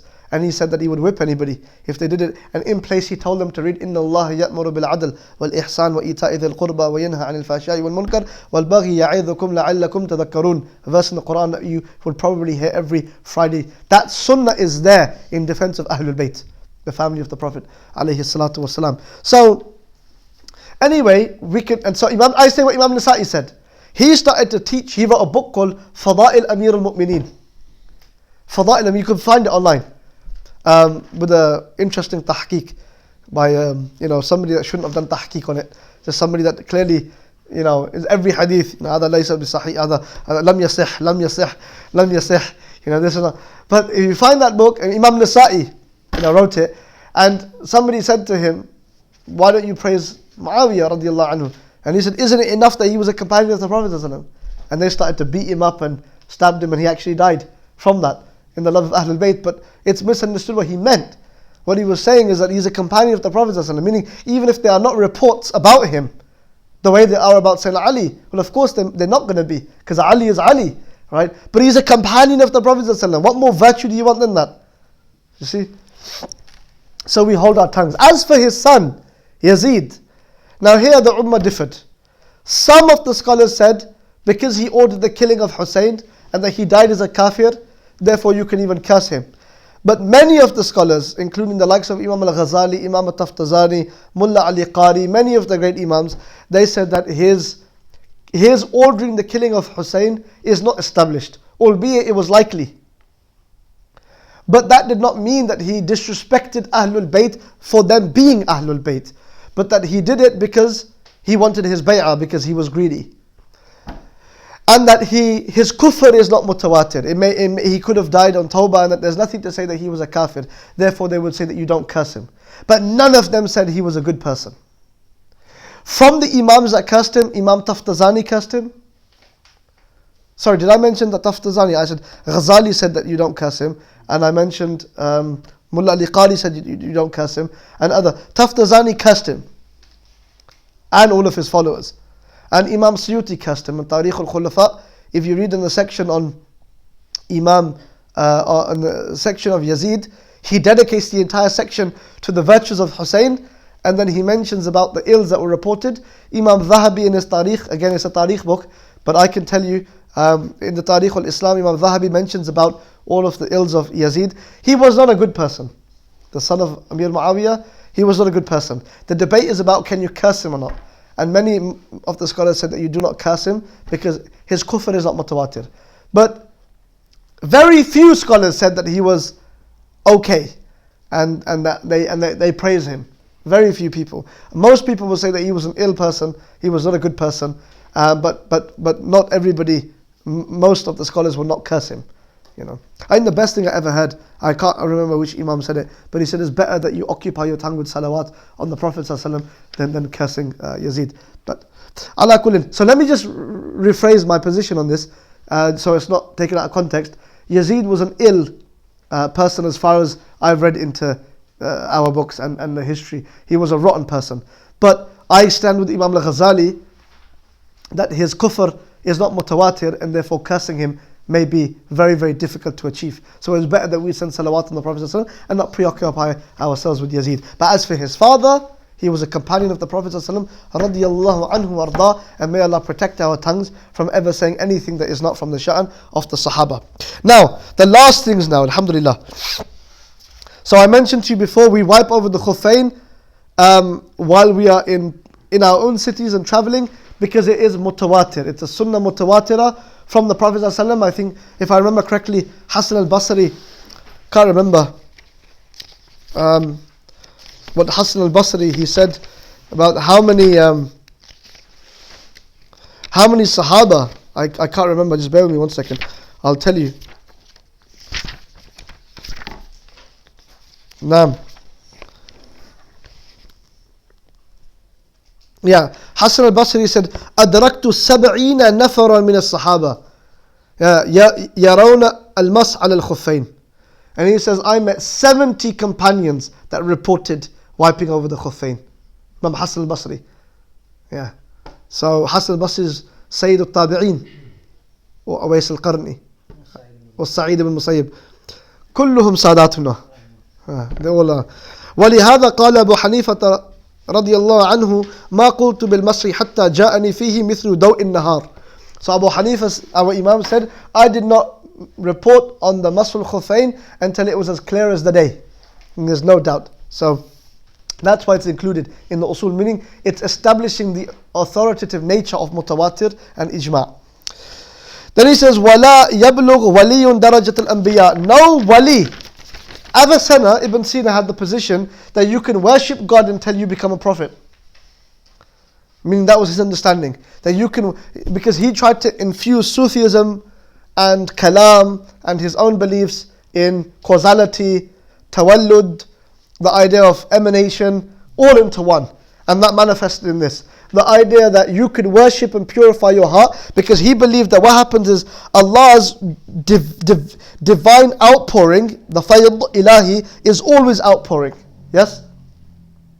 But the block to it is our hearts. So this is very Sufi in its nature. Meaning that God will always give you, but Mullah Rumi saying, for example, don't look for love, but look at all the barriers in your heart that you've created against it. Right? That you're blocking it. So yeah, we would agree to that. But his idea is that knowledge and the fayd and the ilham comes from God, but that your heart, when it becomes more and more clean through purification and suluk, then you begin to achieve more of that, to the point that you start to be able to affect things. That you have karamat, meaning that you can actually affect things around you and alter the norms of nature in the form of miracles through what you've achieved. Do you see what his argument was? So do you get that point here that I just made? The idea that Zayd, who's a normal person, he could become a wali. We all accept that. He can achieve it through Allah's grace, through working hard, dhikr, Quran, love for God, feeding the poor, removing from sin. He could get to certain. Then there's stages of wilaya, of kashf al-hijabat, right? Ali al-Hajwari mentions 10. They have their own discussions. His argument was that the divine outpouring is coming and you've blocked it. So the more your heart becomes clean, the more you can take, to the point that you can take like the prophets and become a prophet. And that's basically what a prophet is. A prophet is someone whose heart was so clean that he was able to do more. And because his heart was so clean, he had more power, more faith from God, that he could actually start to perform miracles. Meaning that you become a prophet through your own earning, is basically the argument. And of course they would say that because of their understandings of God's will and God's power. And we've already looked at that, human efficacy. So we've looked there, we're the creator of our own acts, according to the Mu'tazila, according to people like Ibn Sina. So it comes into that same sort of argument. We don't believe that. We say a prophet is chosen by God. He's Mustafa. Yeah, he's Mukhtar. He's selected by Allah subhanahu wa ta'ala. وَلَا يَصِلَ الْعَبْدِ إِلَى حَيْثُ يَسْقُطُ عَنْهُ الْأَمْرُ وَالنَّهِي. And he says, and nobody becomes to a point that they're so righteous that they don't have to follow the commands of God. So any sheikh that stands up and says, if I say there's no Isha, haram. وَهَذَا كُفْرٌ. This is kufr. This is a mockery of deen. Yeah? So, you know the story about Shaykh Abdul Qadir Jilani, where he saw a light, and the light said to him, "Oh Abdul Qadir, you've worshipped Allah." He was a born wali. His karamata mutawatir, as we talked about. You know, radiyallahu anhu warda. And he said, "You worship so much until you don't need to pray anymore." And he said, "Subhanallah, the Prophet was greater than me, and so were the Sahaba. And if prayer wasn't lifted off them, how's it going to be lifted off me?" And then the light, which was the devil, tried to catch him on the way out and said, "Oh, your knowledge saved you." And he was like, "Oh, trying to slip me out one more time as you went out, huh? Janu." So he says to him, "No, it wasn't my knowledge, but it was the mercy of God. It was the mercy of God that protected me." So no matter what anybody says, because there's no one more righteous than the Prophet Muhammad ﷺ, who used to pray 6 prayers a day. The Tahajjud was wajib on him. You know, it's nafila for us. It was wajibah for him. Then he says, وَالنُّسُوسُ تُحْمَلُ عَلَى ظَوَاهِرِهَا. We take revelation on its apparent form. Do you mind if I go over by a few minutes? I'm just going to translate the rest. Sorry, I blame you for taking too much time with the Khilafah. Okay, so because do you mind if we take? I know it's Maghrib, but do you mind? Yeah. I don't personally mind. So just give me. I'm just going to translate it. I'm not really going to explain too much of it. So we take the revelation and its apparent meanings, meaning the batiniya. Sorry, so we've taken just a few more minutes. The batiniya. We can't have a khatm. Marhaba. So the batiniya were a group, and you got many of them alive today. They don't call themselves batiniya, but I've got relatives like this, by the way. People that that would look so into esoteric meanings that sometimes that they would at the cost of the outward meanings. So you have to explain to people that, look, if Allah says this, you take it at its apparent meaning, unless, as we discussed, it's impossible for you to take the apparent meaning, like Allah's hand, etc., where we were forced to move to a metaphoric meaning. So they will say, oh, when Allah says, don't, pray, then what He actually means is this. And nobody knows it illa al-muallim, except the teacher. And the teacher's the guru, yeah, with his esoteric meanings. And he says, I had somebody say to me about something, and I said, no, it's not like this. You can't say that. Like, you can't. And he says, but you don't know. I was like, but why don't I know? He said, because you haven't seen. There's a quote. It's a quote on WhatsApp. Because you haven't seen. And I said, what haven't I seen? It was one of those, I see dead people. I don't know if you remember that, right? For a long time ago, that is, right? That came back to me, subhanallah. And astaghfirullah. And I was like, what? And he goes, you haven't seen. And I was like, but how do you know? And he goes, because I've seen. And I was like, but who gets to decide who's seen or not? And he goes, I would know if you had seen. And I thought, whoa, there's just no winning. Like, there's no winning. You know what I mean? I was like, wow, that was amazing logic. I was like, you're going to do great in marriage. You may actually win an argument. It's just not the case. It's just not the case. The bills have been paid, but they haven't been paid. You just can't see it. You see, these things but to do this with the Quran, astaghfirullah al-azim. So then he says, وَالْعُدُولَ عَنْهَا إِلَى مَعَانٍ يَدَّعِيهَا أَهْلُ الْبَاطِنِ إِلْحَادٍ. So he says, what these people claim, this is ilhad. He calls this atheism. Meaning what? You deny God. Why? Because you takdheeb Muhammad. You deny Muhammad. What Muhammad brought, you are denying that. And therefore you deny God. So he calls it ilhad. It's amazing. Then he says, وَرَدُّ النُّسُوسِ كُفْرًا. Rejecting revelation is kufr. And I told you about that video that came out. It was so disturbing. The lady saying that she's gay basically. And that, it doesn't matter what's in Islam. I am this and this is what it is. Now that's fine. Live how you want, no problem. You go ahead and do that. But why do you have to reject revelation?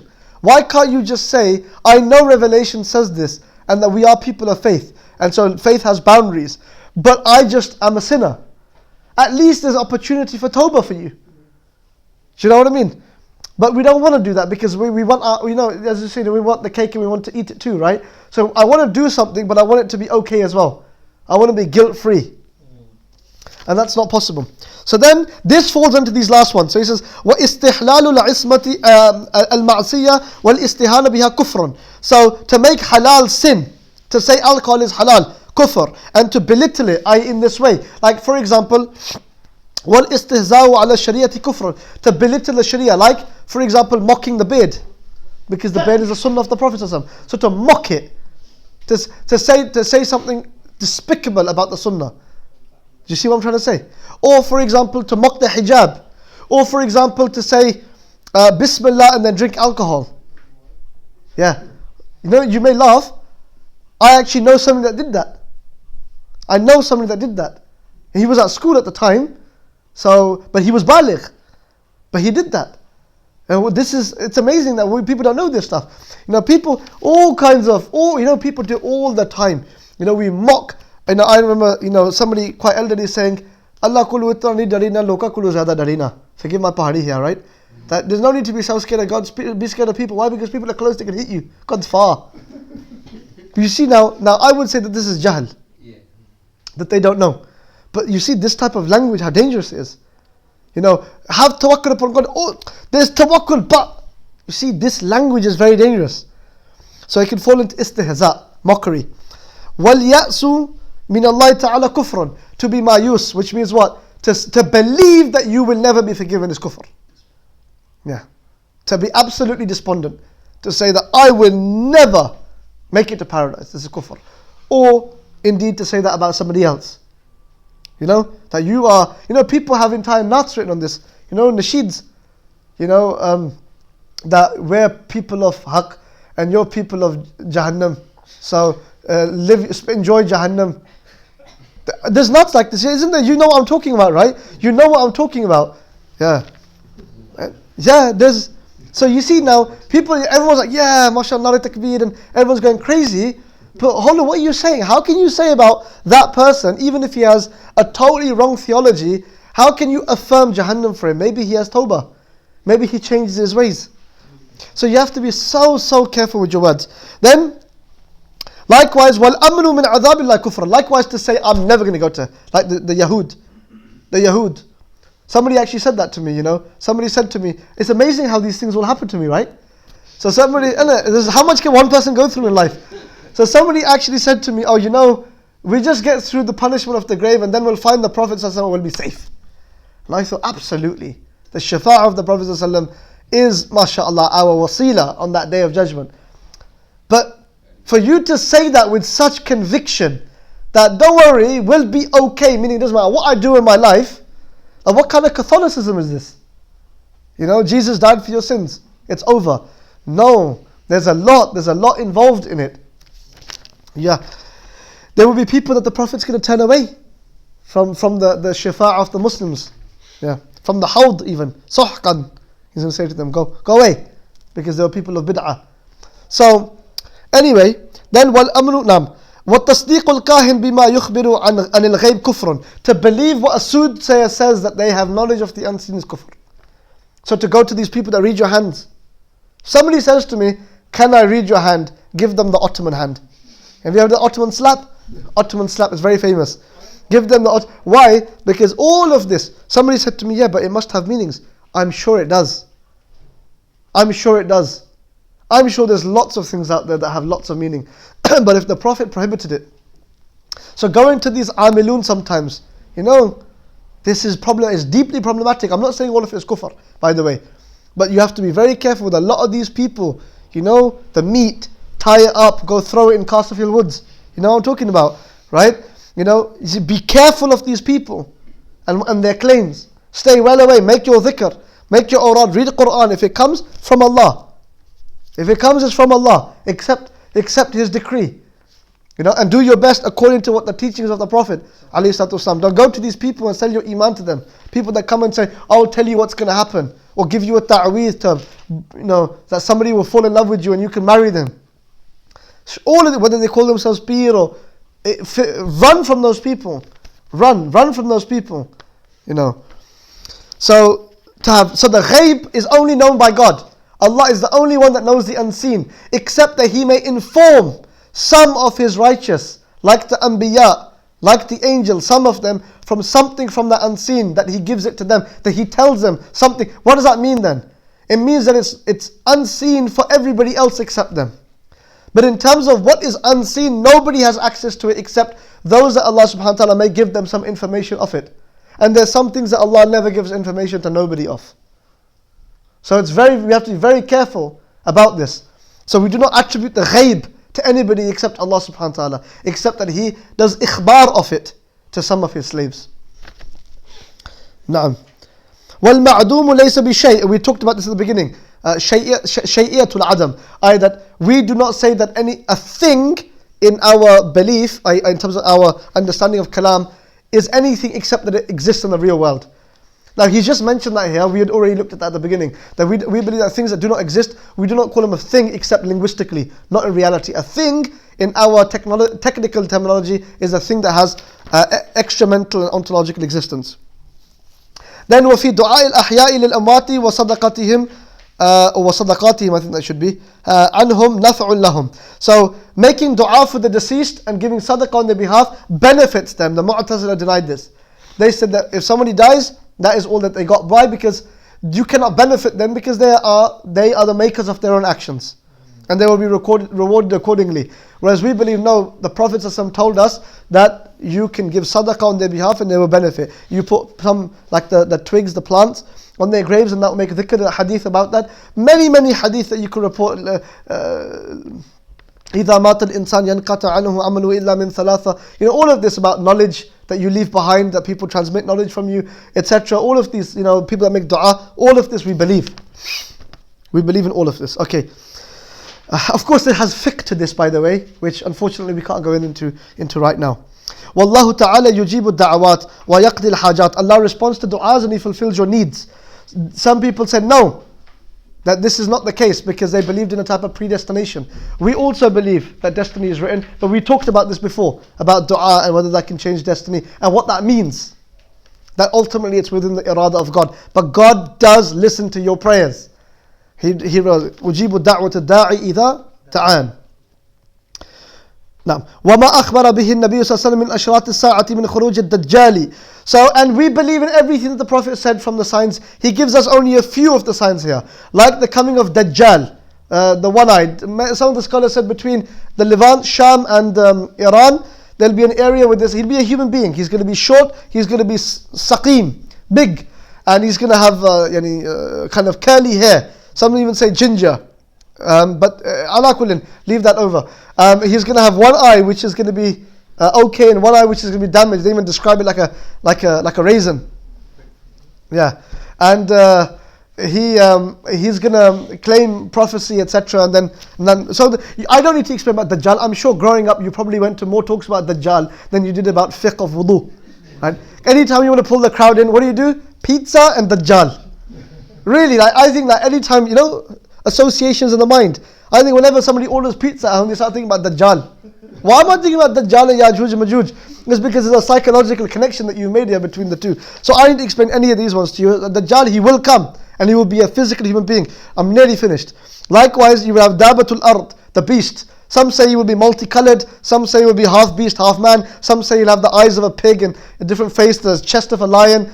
These are all the details are irrelevant, but the fact that he will come out. Some even say he'll be a human being, and he's going to come from the earth. He's going to cover the entire earth, and he's going to stamp the foreheads. The details can be different on, but the Dabatul Ard will come. Hadith by Sayyidina Hudhayfa. This hadith comes. Now, Dabatul Ard wa Ya'juj wa Ma'juj, and Gog and Magog. Some say it's in what's the area in Kazakhstan? Sorry. There's Georgia, just underneath it there's a little town, sorry? That's it, Derbent, yeah? Derbent, I don't know how you pronounce it. But anyway, it comes from a Farsi of darband, which means a closed door, because as it goes, Zulqarnain was Persian. And so it was named the door because that's where there's the two mountains, and people have their own, some say the Great Wall of China, but this is quite strong actually, the argument for it. But there's lots, some people say because it was Mongolia, related to that area, that it could have been the Mongols. Some say it was the Europeans, colonialism. Wallahu a'lam to some of the detail, but Ya'juj wa Ma'juj, the Chinese, but they're just waiting, the communists, right? But Ya'juj wa Ma'juj were two qawms. They were from the children of Adam, meaning they're human beings. And that story is true. You've heard it all before. If you want more detail on it, please refer to Surah Al-Kahf and its commentary. Okay. وَنُزُولُ Isa alayhi salam, and mashallah, Maulana, Allah bless him, gave me a wonderful book by Mullah Shan al-Kashmiri, in which he gathered over 73 reports, just hadith, from the Prophet about the second coming of Jesus Christ. And then he goes on to the athar of the tabi'een and the sahaba and the tabi'een. Amazing, right? So that was one of the remarkable, even Shawkani I think only does 20 something reports. So it's mutawatir. So it doesn't matter which mufti today says, oh, tell me something else, right? You think the entire tradition of Islam, which worked tirelessly to make sure a hadith was sahih from not, would allow a Christian doctrine to creep into his doctrine? Do you think the ulama just went to sleep? And do you think that all of those reports, over 70 plus of hadith, even if individually none of them are sahih, even if none of them are sahih, let's say, for argument's sake, that collectively they don't tell you that from the time of the Prophet ﷺ, this concept of the second coming of Christ was there? I mean, the verse of the Quran is very clear about it, that about the coming, the resurrection of Sayyidina Isa. But even if somebody wants to interpret that for the Day of Judgment, whatever it may be, all of those reports, and then the tabi'un and the ijma' upon it, the Sahaba that reported all of these reports, they would allow. They couldn't distinguish between a doctrine. And the other thing is this: a hadith which a Sahabi says that he could never have known without the Prophet, it has the same ruling as if it came from the Prophet. It's marfu' hukman, right? So how could the Sahaba have known about a future event like this had it not been directly from the Prophet? So even if it came from the Sahaba. So you see, I don't know why people say this. I don't know why. Maybe it's clickbait. I don't want to judge people's intentions. I don't know. Allahu a'lam. Allah guide us and guide the entire ummah. But it's apparent as day. None of the ummah disagreed on this. Okay, then you have وَطُلُوعِ الشَّمْسِ مِنْ مَغْرِبِهَا فَهُوَ حَقٌّ, the sun rising from the west. وَالْمُجْتَهِدْ قَدْ يُخْطِي وَقَدْ يُصِيبُ, what we talked about, that a mujtahid can sometimes be right and sometimes be wrong, but he will be getting the reward for it. So this is when there's a valid ijtihad. So this would open up a wonderful discussion about qiyas and things of this nature that we will talk about on a second coming, inshallah. So to use that language, the second coming, right? So inshallah, in a second coming, we could go into all of that and it would be quite interesting.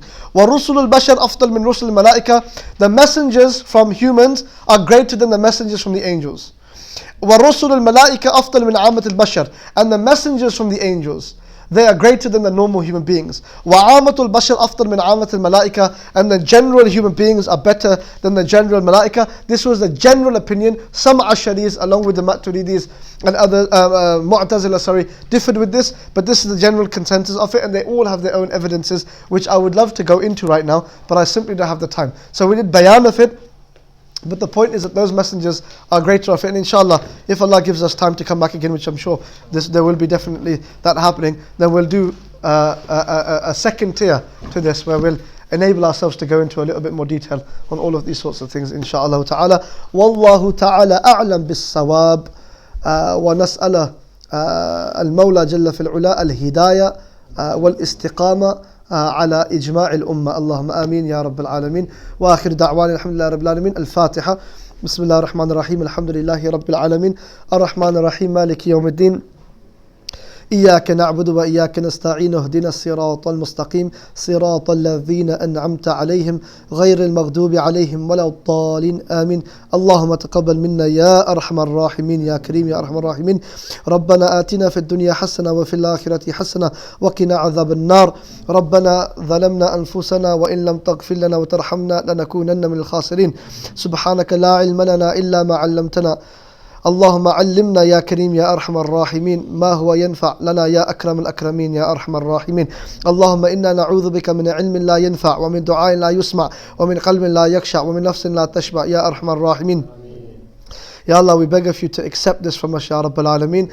Ya Allah, we beg of you to accept what we have learned, Ya Rabbal Alameen, and that you allow us to stay firm upon the Ahl Sunnati wal Jama'ah, Ya Arhamar Rahimin. Ya Allah, we pray that you give us a true understanding of our deen and you give us firm footedness upon it until we meet you and your Prophet on the Day of Judgment. Amineen Salimeen, Ya Arhamar Rahimin. Ya Allah, we pray, Ya Rabbal Alameen, that your mercy is upon Sayyidina Umar al-Nasafi, the author of this text, Ya Rabbal Alameen, and all of the A'immatul Huda, and our Imam Abu Mansur al-Maturidi, and Abu al-Hasan al-Ash'ari, and our Imam al-Imam al-A'zam Abu Hanifa, and all of the A'imma from which we took this beautiful deen, Ya Rabbal Alameen. And Ya Allah, we pray that your infinite peace and blessings are upon our Master Muhammad Sallallahu Alaihi Wasallam, from whom all guidance came, Ya Rabbal Alameen, the one that transmitted everything that we needed to know you, Ya Rabbal Alameen, and to reach you safely, upon his pure family and his noble companions, Ya Rabbal Alameen. Ya Allah, we never allow our tongues to slip in error, Ya Rabbal Alameen. You are the guide, Ya Rabbal Alameen, and you do not misguide your servants, Ya Rabbal Alameen, that beg you for guidance, and we beg you for guidance, Ya Rabbal Alameen, that you keep us upon the path, and our children, Ya Rabbal Alameen, Ya Akram al-Akrameen. Ya Allah, any mistakes that we have made in the duration of these 8 weeks, Ya Rabbal Alameen, forgive us for my shortcomings, Ya Rabbal Alameen. Any mistakes that I made were my own mistakes, and Ya Allah, your deen is pure from all of these mistakes, and the ulama of the past were pure of all of this, Ya Rabbal Alameen. If we made a mistake in that transmission, then overlook that from us, Ya Rabbal Alameen, Ya Arhamar Rahimin, for we are falling short, Ya Rabbal Alameen, from your glory, Ya Rabbal Alameen, the glory of your deen, Ya Rabbal Alameen. And we pray that anything that has come correct from us, Ya Rabbal Alameen, that you accept it and that you make us firm upon it, Ya Arhamar Rahimin, Ya Akram al-Akrameen. And Ya Allah, I pray for all of the brothers and sisters that came out to these classes, that were consistent despite the fact that they were long, they were tiresome, and that the subject itself requires a lot of patience. And Ya Rabbal Alameen, I pray that you gift them from your gifts at the end of this course, Ya Rabbal Alameen, that you shower upon them your mercy and upon their families, and you make easy their affairs, Ya Rabbal Alameen. Any difficulties that they have in their lives, any wants and any desires, that you make them easy for them, Ya Rabbal Alameen, Ya Akram al-Akrameen, that you give them their openings swiftly, Ya Rabbal Alameen, Ya Akram al-Akrameen, that you give them patience in their tribulations and their tests, Ya Rabbal Alameen, and that you shower upon them your reward for their tribulations, Ya Rabbal Alameen. Protect us and our families, Ya Arhamar Rahimin. Protect our community in Highwick and bless it. Allow it to come from this community plenty full of awliya and ulama, Ya Rabbal Alameen. Ya Allah, the ulama of the past would pray for their towns, Ya Rabbal Alameen. There were towns that produced great scholars, great awliya, great knowers, Ya Rabbal Alameen. We pray that you raise from this town many from them, Ya Rabbal Alameen. Ya Arhamar Rahimin, that our town is known. It's known for knowledge, and it's known for piety, and it's known for love for you and your Habib Sallallahu Alaihi Wasallam. It's known for guidance, that people come, that they migrate to this town to seek out those people, Ya Rabbal Alameen. We pray that you make this town like that, and you make those people from those that are sat here today, from our communities and our children. Ya Arhamar Rahimin, Ya Akram al-Akrameen. There is no khair except that it comes from you. So we beg of you khair in this dunya and the akhirah. Ya Rabbal Alameen. Have mercy on our parents, give them long healthy lives full of iman and ihsan, and those that have passed away, raise them and elevate them in Jannah, Ya Rabbal Alameen, Ya Akram al-Akrameen. Free our households from any evil, Ya Rabbal Alameen, and allow the nur of Sayyidina Muhammad Sallallahu and his teachings to fill our homes and our hearts, Ya Rabbal Alameen. Ya Arhamar Rahimin, we thank you, Ya Allah, that you made us people of La ilaha illallah, Muhammadur Rasulullah, and you gave us Islam. It doesn't matter how much we thank you, we can never thank you enough for this beautiful deen, for the beautiful ulama that you gave us, that we could follow in their footsteps, Ya Rabbal Alameen. We thank you, Ya Rabbal Alameen. So increase us in this khair, Ya Arhamar Rahimin. وصل اللهم وسلم وبارك على سيدنا Muhammad. And Ya Allah, we ask you for everything that our Prophet asked you for, and we seek refuge in you from everything that he sought refuge in, Ya Rabbal Alameen. وصل اللهم وسلم وبارك على سيدنا Muhammad. اللهم تقبل منا كل ما سألنا بجاه هذا المتن هذا الكتاب وهذا العلم والصاحب العلم سيدنا محمد وأهل بيته وأصحابه وأولياء أمته يا رب العالمين. اللهم صل وسلم وبارك عليه وعلى آله وصحبه أجمعين. آمين برحمتك يا أرحم الراحمين. Forgive me for